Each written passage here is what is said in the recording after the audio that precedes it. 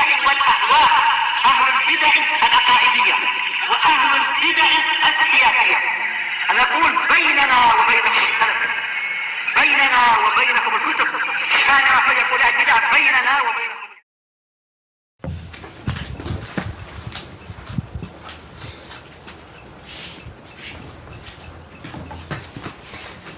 Bismillahirrahmanirrahim. Qala Imam Nawawi rahimahullahu ta'ala al-hadithur rabi' Anin Nu'man ibn Bashir radhiyallahu anhuma anin Nabiy sallallahu alaihi wasallam mathalul qa'imi fi hududillahi wal waqi'i fiha kamathali qaumin istahamu ala safinah. Permisalan orang yang menegakkan hukum-hukum Allah dan orang yang terjatuh di dalam batasan-batasan Allah, yaitu terjerumus ke dalamnya, seperti sekelompok orang yang mereka mengundi untuk tinggal di sebuah kapal, untuk naik di atas kapal. Fasara ba'duhum a'laha wa ba'duhum asfalaha. Setelah undian itu, jadilah sebagian itu tinggal di atas, sebagian tinggal di bawah. Wa kana alladhi fi asfaliha idastaqau minal ma' marru ala man fawqahum. Jadilah orang yang tinggal di bawah, kalau mereka itu ingin mencari air, mereka harus melewati orang yang di atas mereka. Faqalu, mereka mengatakan, lau anna kharaqna fi nasibina kharqan lam nu'dhi man fawqana.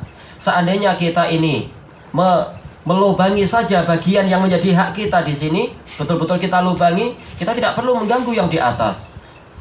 Kemudian Rasulullah bersabda, fa in tarakuhum wa ma aradu halaku jami'an. Seandainya mereka semua membiarkan apa yang dilakukan oleh penduduk, yang membiarkan orang yang di bawah itu melakukan apa yang mereka inginkan, niscaya mereka semua akan binasa. Wa in akhadhu ala aydihim najau wa najau jami'an. Kalau mereka mau mengambil tangan orang-orang tadi, niscaya mereka selamat dan semuanya akan selamat. Diriwayatkan oleh Al-Bukhari. Kata Imam Nawawi, al-qa'im fi hududillahi ta'ala maknahu al-munkir laha, orang yang mengingkari kemungkaran-kemungkaran. Al-qa'im fi daf'iha, orang yang berusaha untuk menolak kemungkaran. Wa izalatiha, dan menghilangkan kemungkaran. Wal murad bil hudud ma nahallahu anhu, maksudnya adalah perkara-perkara yang Allah larang. Hudud artinya adalah batasan, jangan sampai orang masuk ke dalam. Istahamu iqtara'u, yaitu mengundi. Di sini Rasulullah SAW bersabda, matsalul qa'im fi hududillah. Ini menunjukkan apa? Jawazu darbil amsal li taqribil afham. Dibolehkan untuk membuat permisalan untuk mendekatkan apa? Pemahaman. Makanya ma'ruf di kalangan para usuliyun, di antara yang disebutkan oleh siapa? Imam Asy-Syanqiti di dalam Mudzakkirah, apa itu? Tentang masalah apa itu? Yaitu dengan bil misal yattadhul maqal, dengan contoh nanti akan jelas apa yang kita ucapkan. Tapi di sini Rasulullah SAW membuat permisalan, dan ini penting. Berapa banyak umat Islam yang membaca ayat-ayat amar ma'ruf nahi mungkar, hadis-hadis yang menganjurkan amar ma'ruf nahi mungkar, tapi mereka tidak paham pentingnya itu.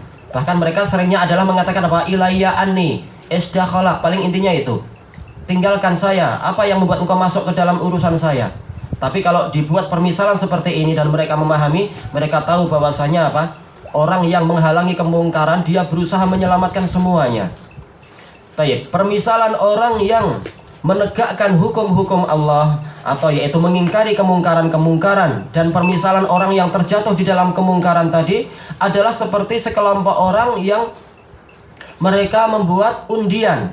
Dan ini menunjukkan apa? Bolehnya melakukan undian ketika apa? Inda istibahi al-hujjah wad dalail. Yaitu undian itu boleh ketika terjadi apa? Terjadi kesamaran argumentasi dan kesamaran penunjukan, yaitu kesamaran bayyinah. Itu boleh, dan ini banyak dalil-dalil. Di Al-Qur'an ada 3 ayat, di hadis banyak sekali. Ketika apa? Terjadi kesamaran, siapa yang lebih layak mendapatkan ini, sementara masing-masing hujjahnya kuat, maka boleh dengan undian. Dan ini telah dibahas dalam kitab yang lain. Tayyib. Terhadap suatu kapal, sengaja Rasulullah SAW membuat permisalannya adalah kapal, karena ini apa? Lebih memudahkan untuk apa?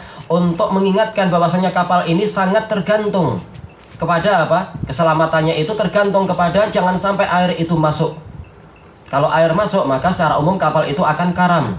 Karena kapal tidak di daratan, tapi dia di perairan. Makanya ini contoh yang sangat penting sekali untuk menunjukkan bahwasanya terjaganya kapal dari kemasukan air ini adalah untuk keselamatan semua. Maka seperti itu pula di dalam masalah terjaganya umat dari kemungkaran, jangan sampai kemungkaran itu terjadi, ini adalah untuk keselamatan umat itu sendiri. Sengaja Rasulullah membuat permisalan dengan kapal, bukan yang lain-lain. Kemudian sebagian ada di atas dan sebagian ada di bawah. Ini menunjukkan bahwasanya takdir itu bermacam-macam dan semuanya akan mendapatkan sesuai dengan apa yang Allah takdirkan. Ada yang ditakdirkan kaya, ada yang ditakdirkan miskin, ada yang ditakdirkan kedudukannya, jabatannya tinggi, ada yang tidak demikian, ada yang pandai, ada yang kurang pandai. Masing-masing itu adalah telah ditetapkan oleh Allah Ta'ala, tidak di atas bentuk yang sama, tidak di atas yaitu derajat yang sama.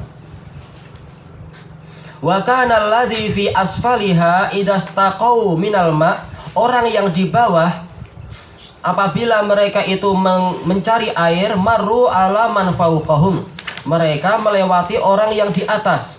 Ini menunjukkan orang tipe ini, orang yang bawah yang mereka nanti akan melakukan kemungkaran, mereka adalah orang yang jahil.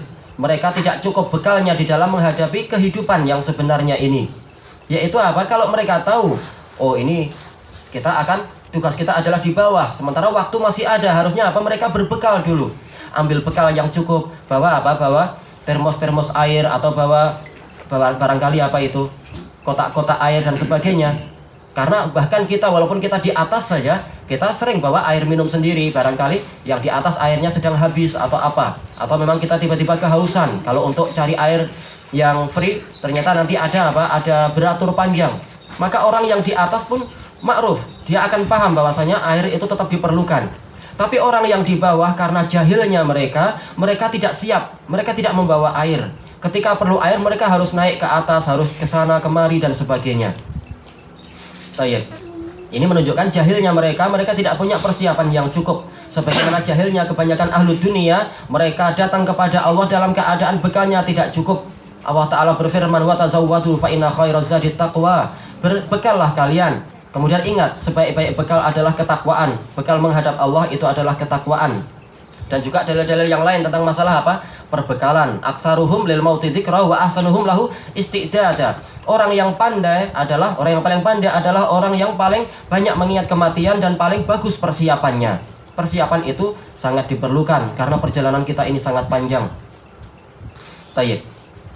Kemudian mereka mengatakan, lau anna kharaqna nasibana, seandainya kita lobangi saja bagian kita ini kharqan, walam nu'dhi minha fauqana, dan kita tidak perlu menyakiti yang di atas.